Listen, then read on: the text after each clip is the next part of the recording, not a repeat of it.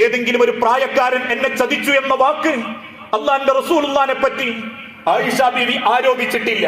റസൂലുള്ളാഹിക്ക് വിവാഹം കഴിപ്പിച്ചു കൊടുത്ത മാതാപിതാക്കളോ കുടുംബക്കാരോ അതിന്റെ പേരിൽ അന്ന് അബൂബക്കർ സിദ്ദീഖിനെയോ ഭാര്യയെയോ ഒറ്റപ്പെടുത്തിയിട്ടില്ല, അല്ലെങ്കിൽ കുറ്റപ്പെടുത്തിയിട്ടില്ല. അതുകൊണ്ട് ആ ലോകത്തിന്റെ റസൂലുള്ളാഹിന്റെ കൂടെയുള്ള ജീവിതത്തിലെ ഏറ്റവും അനുഗ്രഹീതമായ ഒരു സമയമേതെന്ന് ചോദിച്ചപ്പം ആയിഷ റളിയല്ലാഹു തആല അൻഹ പറഞ്ഞൊരു വാക്കുണ്ട്. അള്ളാഹുവിന്റെ റസൂൽ സല്ലല്ലാഹു അലൈഹി വസല്ലമ വഫാത്താകുന്ന നിമിഷം അന്നും റസൂലുള്ള ആഗ്രഹിച്ചത് ആയിഷ ബീവിന്റെ കൂടെ ജീവിക്കാനാ. 13 ദിവസം രോഗിയായി കിടന്ന റസൂലുള്ള മറ്റുള്ള ഭാര്യമാര് അനുവാദം കൊടുത്തു, നബിയെ നിങ്ങൾക്ക് ആയിഷ ബീവിയോടൊപ്പം ജീവിക്കാം. ആയിഷ ബീവി റളിയല്ലാഹു തആല അൻഹയും ആഗ്രഹിച്ചത് റസൂലുള്ളാഹിനെ മടിയിൽ കൊണ്ടു നടക്കണമെന്ന് തന്നെ. മരിക്കുന്നതിന്റെ നിമിഷങ്ങൾക്ക് മുൻപ് നേരം വെളുത്ത് സൂര്യൻ ഉദിക്കുന്ന ആ സെക്കൻഡിൽ റസൂലുള്ളാഹിക്ക് ശ്വാസം മുട്ടൽ തുടങ്ങിയപ്പം ആ നിമിഷം വരെ തന്റെ മടിയിലാ അള്ളാന്റെ റസൂലിനെ ആയിഷ ബീവി പോറ്റിയത്. ഭക്ഷണം കോരിക്കൊടുത്തും പല്ല് തേപ്പിച്ചും വെള്ളം കൊണ്ട് മുഖം തടവിയും ഒരു ഭർത്താവിനോട് ഒരു കൗമാരക്കാരിയല്ല ഒരു ഭാര്യ എങ്ങനെ പെരുമാറണമോ ആ സ്നേഹത്തോടെയാ നമ്മളെ ഉമ്മ ആയിഷ റളിയല്ലാഹു തആല അൻഹ അള്ളാന്റെ റസൂലിനെ പരിപാലിക്കുന്നത്. ആ അവസാന നിമിഷം ശ്വാസത്തിന്റെ വെപ്രാളം കൊണ്ട് ശ്വാസം മുട്ടി റസൂലുള്ള കണ്ണ് തുറിച്ച് മരണത്തെ കൺമുൻപിൽ കണ്ട് പടയുമ്പം പല്ല് തേച്ച് കയറി വന്ന സ്വന്തം ആങ്ങളയുടെ കയ്യിൽ നിന്നും ആ പല്ല് തേക്കുന്ന കൊള്ളിക്കഷണം പിടിച്ചെടുത്ത് മറുഭാഗം ചവച്ചരച്ച് പ്രവാചകന്റെ പല്ല് തേപ്പിച്ചു കൊടുക്കുന്ന ഒരു രംഗമുണ്ട്. അള്ളാഹുവിന്റെ റസൂലുള്ളാഹിന്റെ മനസ്സറിയുന്ന ആയിഷ ബീവിക്ക് അറിയാം റസൂലിന് ഏറ്റവും ഇഷ്ടം പല്ല് തേക്കലായിരുന്നു എന്ന്. ഇടക്കിടക്ക് പല്ല് തേക്കുന്ന റസൂലുള്ളാഹിനോട് ആ മരണത്തിന്റെ സെക്കൻഡിൽ പോലും ആയിഷ റളിയല്ലാഹു തആല അൻഹ നീതി കാണിക്കുന്നുണ്ട്. പിന്നീട് ജീവിതത്തിന്റെ പല ഘട്ടത്തിലും ആയിഷ റളിയല്ലാഹു തആല അൻഹ പറഞ്ഞൊരു വാക്കുണ്ട്, എനിക്ക് മറക്കാനാവാത്തൊരു രംഗം. എന്റെ ഉമിനീരും റസൂലുള്ളാഹിന്റെ ഉമിനീരും കൂടി യോജിച്ച അവസാനത്തെ ആ പല്ല് തേക്കൽ അതെനിക്ക് സഹിക്കുന്നതിനപ്പുറമാ. എനിക്ക് ഓർക്കുമ്പോഴേക്കും എനിക്ക് എന്റെ റസൂലിനെ കാണാൻ തോന്നും എന്ന് പറഞ്ഞിട്ടുണ്ട്. അത്രമാത്രം സന്തോഷത്തോടെ അവര് ജീവിച്ച്. എന്നിട്ടും ആയിഷ റളിയല്ലാഹു തആല അൻഹ മരിക്കുന്ന 75 വയസ്സ് വരെ കരഞ്ഞത് ഒരു കാരണത്തിന്റെ പേരിലാ. എന്റെ ഹബീബായ റസൂലിനെ വയറ് നിറച്ച് ഭക്ഷണം കൊടുക്കാനുള്ള ഭാഗ്യം പടച്ചോൻ എനിക്ക് തന്നിട്ടില്ല. പലപ്പോഴും എന്റെ വീട്ടിന്റെ മുൻപിലിരിക്കുന്ന പ്രവാചകൻ ഒരു കാരക്ക കഷണം കൊണ്ടോ ഒരു കീള് അല്ലെങ്കിൽ ഒരു പിടി ബാർലി കൊണ്ടോ വിശപ്പകറ്റി പച്ചവെള്ളം കുടിച്ച് എഴുന്നേറ്റ് പോകുന്നത് കണ്ടതല്ലാത്തൊരു സങ്കടവും അള്ളാന്റെ റസൂലിൽ നിന്ന് എനിക്കുണ്ടായിട്ടില്ല എന്ന് ആയിഷ റളിയല്ലാഹു തആല അൻഹ പറയുന്നുണ്ടെങ്കിൽ, സഹോദരങ്ങളെ, ഇന്ന് നമ്മളിൽ ചിലർക്ക് തോന്നി എന്തിനാ 53 വയസ്സുള്ള റസൂലുള്ളാഹ് 9 വയസ്സുള്ള ആയിഷ ബീവിയെ കല്യാണം കഴിച്ചത്? അങ്ങനെയൊക്കെ ഒരു കല്യാണം നടന്ന അതിലെന്തെങ്കിലും ഒരു സുഖം ഉണ്ടാകുമോ എന്ന് ചിന്തിക്കുന്ന നമ്മൾക്കും കൂടിയുള്ള മറുപടിയാണത്. ജീവിതത്തിൽ ഒരിക്കൽ പോലും അവർ ആ ജീവിതത്തെ വെറുത്തിട്ടില്ല.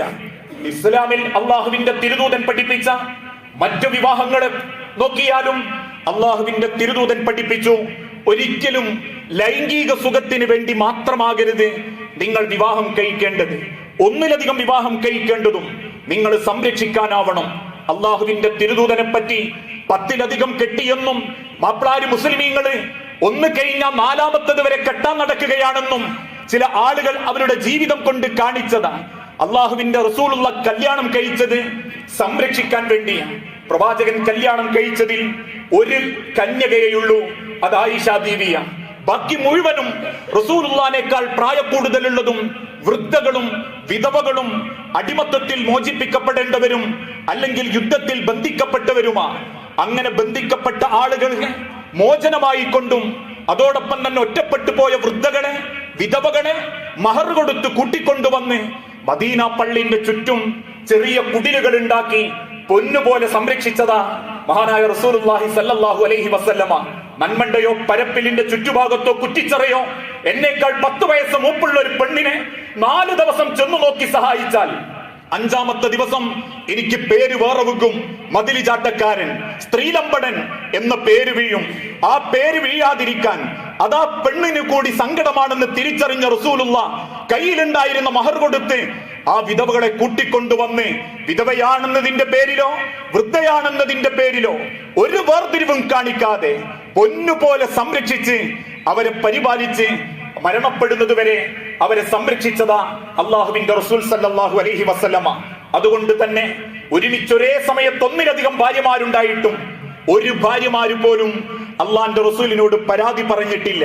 യാത്രയിലാണോ പ്രവാചകൻ നറുക്കിടും, അല്ലാത്ത സന്ദർഭത്തിലാണോ അള്ളാന്റെ പ്രവാചകൻ അവരോടൊപ്പം സമയം ചെലവഴിക്കും.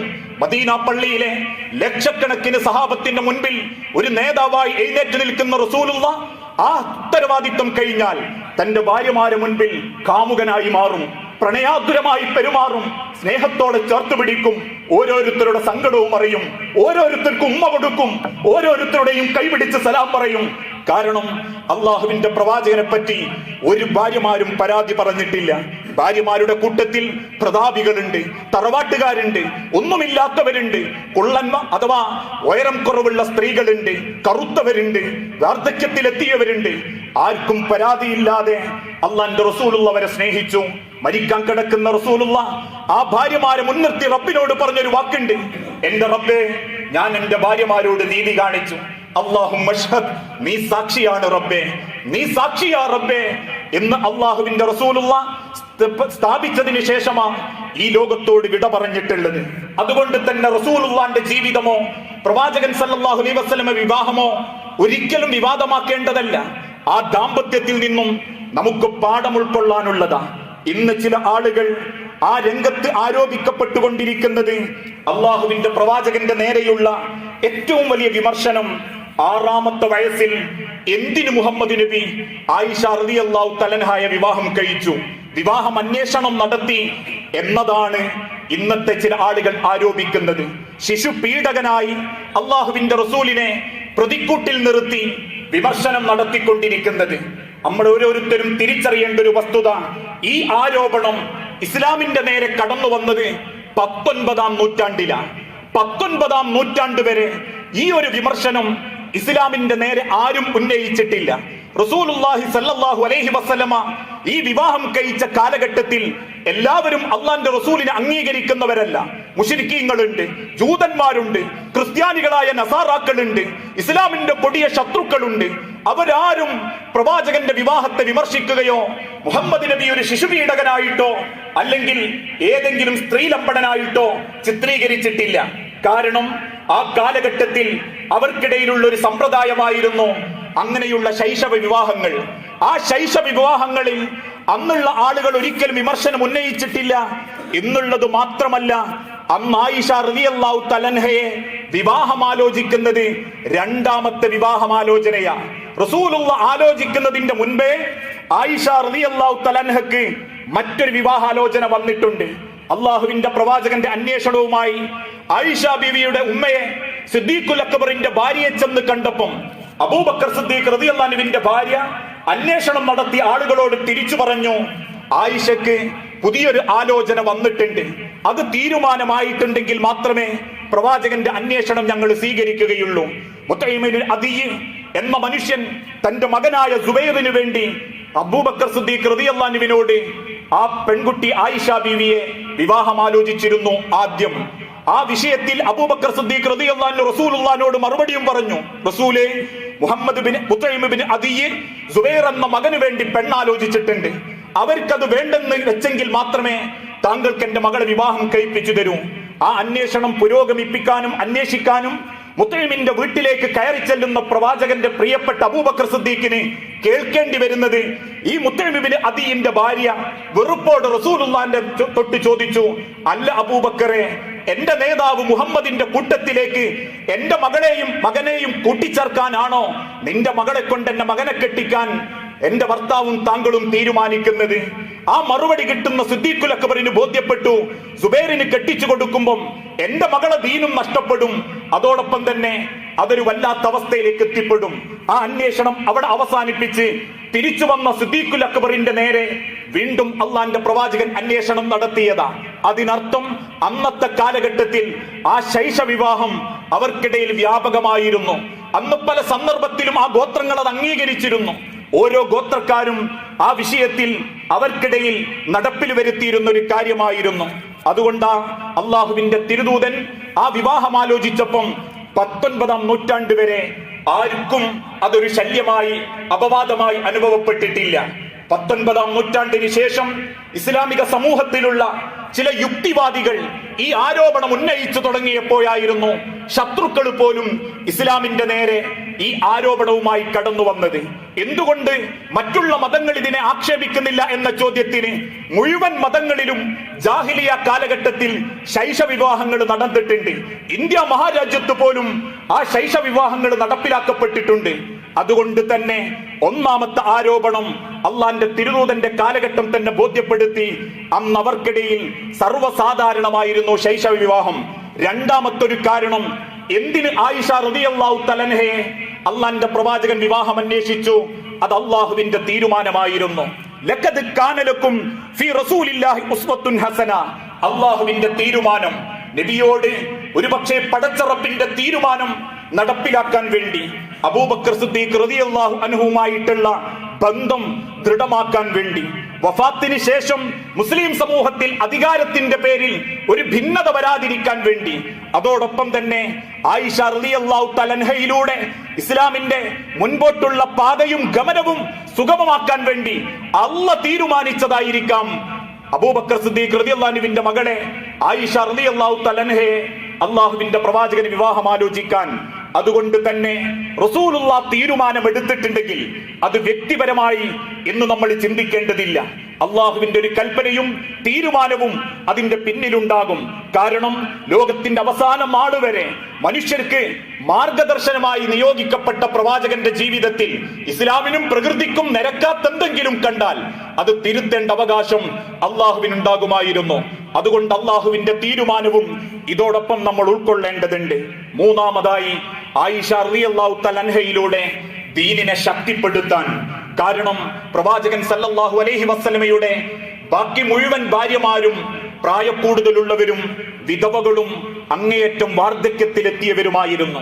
അതുകൊണ്ട് തന്നെ പ്രവാചകൻ സല്ലല്ലാഹു അലൈഹി വസല്ലമക്കറിയാം, എന്റെ കാലശേഷം ദാമ്പത്യ ജീവിതത്തെ തൊട്ടും സ്ത്രീകളുടെ പ്രശ്നപരിഹാരത്തിനും ഒരു കാര്യം തീരുമാനമെടുക്കാൻ എന്റെ കുടുംബത്തിൽ ഭാര്യമാരിൽ വാർദ്ധക്യത്തിലെത്തിയവരല്ലാതെ മറ്റാരും ഉണ്ടാവുന്നില്ല.